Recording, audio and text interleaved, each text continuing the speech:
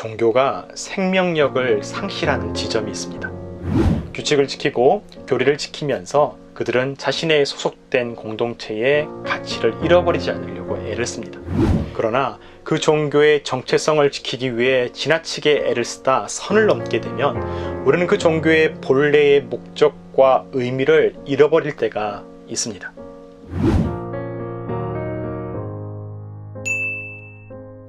안녕하세요. 모두의 교회 이목사입니다. 여러분 한 주간 잘 지내셨나요? 오늘은 종교가 잃어버린 가장 기본적이지만 가장 중요한 이야기를 나누어 보려고 합니다. 마가복음 3장 1절 가운데에는 안식일 회당으로 들어가시는 예수님의 모습이 등장합니다. 바로 그곳에서 예수님께서는 한쪽 손 마른 사람을 만나게 됐죠. 그 병명이 나병인지 다른 어떠한 질병인지 성경은 우리에게 다 보여주고 있지를 않습니다. 분명한 것은 그의 손이 말라 오그라들어 있었다는 사실이죠. 그의 평범하지 않은 모습은 분명 올바르고 정상적인 사람들의 세계 속에는 자유롭지 못한 일이었습니다. 밥을 먹고 도구를 사용하고 자신의 의사를 표현하는 가장 기본적인 수단으로 사용되는 이 손이었지만 많은 사람들에게 당연했던 그 손이 그에게는 부끄러움이 되고 또 무언가 문제가 있는 사람처럼 여겨졌습니다.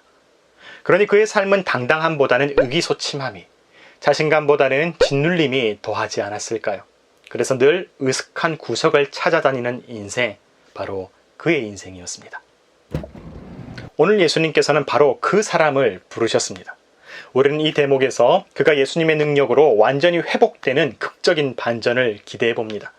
하지만 기대는 어긋나지요. 생각지도 못한 사람들이 바로 거기에 함께 있었기 때문에 그렇습니다. 오늘의 말씀 2절 가운데 이렇습니다. 사람들이 예수를 고발하려 하여 안식일에 그 사람을 고치시는가 주시하고 있거늘. 누군가의 슬픔이 누군가에게는 자기 목적을 이루는 도구로 이용될 때가 있습니다. 말씀의 말미에 바로 그 사람들의 정체가 드러나지요. 바리새인들. 존경받는 율법 교사요 종교 지도자들이었던 바리새인들. 오늘 안식일 율법의 전당에서 경건의 한복판에서 종교 지도자들이 보였던 모습은 바로 그와 같았습니다. 물론 이유는 있었죠. 바로 직전 마가복음 2장 말미에 예수님께서는 이 종교 지도자들과 함께 안식일에 논쟁을 벌이게 됩니다. 안식일에 굶주린 제자들이 밀밭에서 밀 이삭을 잘라 먹었던 바로 그 유명한 일. 바리새인들이 그 일을 지적하자 예수님께서는 제자들을 오히려 적극적으로 보호하셨죠. 그러면서 무엇이라고 말씀하셨나요? 안식일이 사람을 위하여 있는 것이요 사람이 안식일을 위하여 있는 것이 아니라. 이렇게 말하면서 율법의 수호자를 자처했었던 이 종교 지도자들과 한바탕 큰 소동을 일으키게 되었습니다. 종교가 생명력을 상실하는 지점이 있습니다.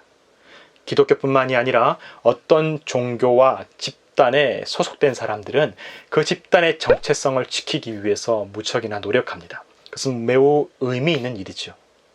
규칙을 지키고 교리를 지키면서 그들은 자신의 소속된 공동체의 가치를 잃어버리지 않으려고 애를 씁니다. 그러나 그 종교의 정체성을 지키기 위해 지나치게 애를 쓰다 선을 넘게 되면 우리는 그 종교의 본래의 목적과 의미를 잃어버릴 때가 있습니다. 꽉 막힌 자물쇠처럼 무조건적인 맹신으로 오로지 규율을 지키는 것만 몰두하면 어느샌가 괴물이 되고 맙니다. 모든 기독교인은 성경의 이야기를 알고 있지 않습니까? 생명을 지키기 위한 율법이 생명을 죽이는 칼날이 되어 결국 예수님조차 십자가에 못 박았으니까요. 이스라엘의 예루살렘을 방문했던 적이 있습니다. 예루살렘 성전이 있었던 곳은 지금은 이슬람 교인들이 애지중지하는 저 황금 사원이 들어서 있죠. 그곳에 도착하였을 때 무척이나 신기한 경험을 했습니다. 하늘에서 비가 내렸습니다. 그래서 빨리 저 사원으로 피했지요.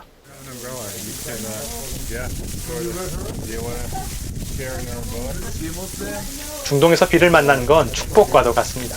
기분 좋게 신비함을 만끽했지만 그 기분이 오래 가지는 못했습니다. 사원의 문 앞에서 한참을 기다렸습니다. 하지만 비는 멈추지 않았죠. 어느새 다들 젖은 채로 거기서 떨고 있었습니다. 사람들은 견디다 못해 그 황금 사원을 지키고 있었던 관리인에게 물었습니다. 우리가 조금만 비를 피할 수 없겠느냐고.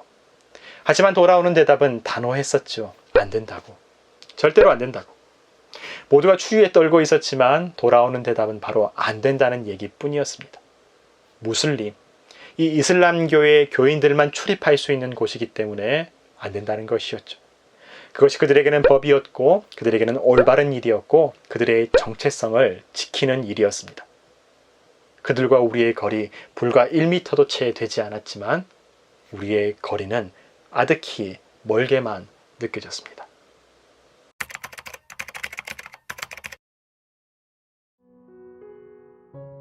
신학교를 다닐 때 지하철 5호선 까치산역에 있는 지하개척교회에서 초등부 교사로 봉사했을 때가 있었습니다. 학교를 다니며 새벽까지 아르바이트로 학비를 벌었기 때문에 늘 피곤한 나날들이었습니다. 하루는 몹시나 추운 겨울날이었는데요. 오전에 봉사를 하고 또 점심을 먹고 오후에 예배를 드리던 중이었습니다. 추운 겨울이었기 때문에 지하 예배당에 난로를 때웠는데 너무나 따뜻한 게 아니었겠습니까? 문제는 추운데 따뜻한 곳에 있다 보니까 잠이 너무 쉽게 오는 것이었죠. 그 졸음을 견디기가 너무나 어려웠습니다. 그래서 도저히 안 되겠다. 잠을 깨기 위해서 바깥으로 나갔지요. 그런데 지하 계단에 웬 꼬마아이 한 명이 앉아 있었습니다. 왜 여기 앉아 있을까? 자세히 보니 초등부 주일학교에 출석하는 아이였습니다. 그런데 행색이 너무 초라했습니다. 이 추운 날에 외투도 입지 않고 스레바에 구멍 뚫린 흰 러닝 셔츠 하나만 걸치고 있었던 거죠. 누가 봐도 아버지 옷을 입고 있었습니다. 깜짝 놀라 거기서 왜 그러고 있냐고 물어보았습니다. 아이가 그렇게 얘기합니다. 너무 추워서. 오늘 점심때 교회에서 먹은 그 어묵 국물이 너무 먹고 싶어서 기다리고 있었노라고 얘기하는 겁니다. 아니 그러면 추운데 안에 들어와 있지 왜 그러고 있냐고 제가 물어보았습니다. 그러자 아이로부터 이런 대답이 돌아왔어요. 예배 드리고 있어서. 어른들이 예배 드리고 있어서. 그게 무슨 상관이냐고 물어보자 어른들을 방해할 수 없어서 기다리고 있었노라고 얘기합니다. 여러분이라면 이때 어떻게 행동하셨겠어요? 그래, 거기서 조금만 기다려. 이렇게 얘기할까요? 사람이라면 누구나 그 아이를 데리고 예배당 문을 열지 않았을까요? 따뜻한 난로에 얼어붙은 몸을 녹이게 하지 않았을까요? 로마서 13장 10절의 말씀은 우리에게 말합니다. 사랑은 이웃에게 악을 행하지 아니하나니 그러므로 사랑은 율법의 완성이라.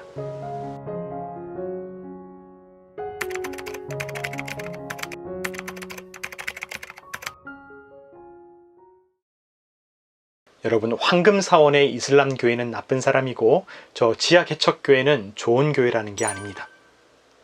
누구나 종교 자체에 빠지게 되면 뭐가 중요한지를 모르게 됩니다.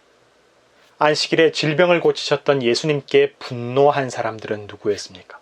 누구보다 하나님의 말씀 율법에 대해 정통한 사람들이었습니다. 그들은 전문가였고 지도자들이었고 베테랑이었습니다. 바로 전문가여서 지식으로는 결코 당해낼 사람이 없는 사람들이었죠. 하지만 그들은 그럼에도 불구하고 진짜로 뭐가 중요한지 뭐가 뭔지도 모르는 사람들 아니었겠습니까? 예수 그리스도께서 죽기까지 포기하지 않으신 하나님의 뜻은 바로 생명을 소중히 여기는 사랑이었습니다. 율법의 완성은 사랑이라. 하나님 사랑과 이웃 사랑이 온 율법과 선지자의 강령이라. 바로 그렇게 말씀하신 예수 그리스도의 가르침을 우리는 잊어서는 안 될 것입니다. 누구나 알지만 누구나 잊어버리는 그 사랑 하나를 위해서 예수님께서는 보복을 당하시고 죽임을 당해도 그 사랑 포기하지 않으셨습니다. 믿음은 괴상한 게 아닙니다. 믿음을 인정받기 위해서 얼음물에 1시간씩 들어가야 되고 말로 다 표현할 수 없는 하기 싫은 괴상하고 특이한 일을 해야만 하는 것이 아닙니다. 참된 믿음은 예수님처럼 하나님과 소중한 이웃들을 사랑하려고 노력하며 애쓰는 것 아니겠습니까? 지금 우리는 코로나19를 통해 정말 소중한 것이 무엇인지를 다시 배우는 시간을 살고 있습니다. 당연하게 였던 생명의 소중함, 한 사람의 가치, 우리가 다시 사랑을 배웁니다. 여전히 많은 어려움과 근심이 둘러싸는 바로 오늘 이 시간, 저 여러분 모두에게 하나님의 크신 사랑과 평화가 함께 하시기를 간절히 축복합니다. 여러분 오늘도 감사합니다.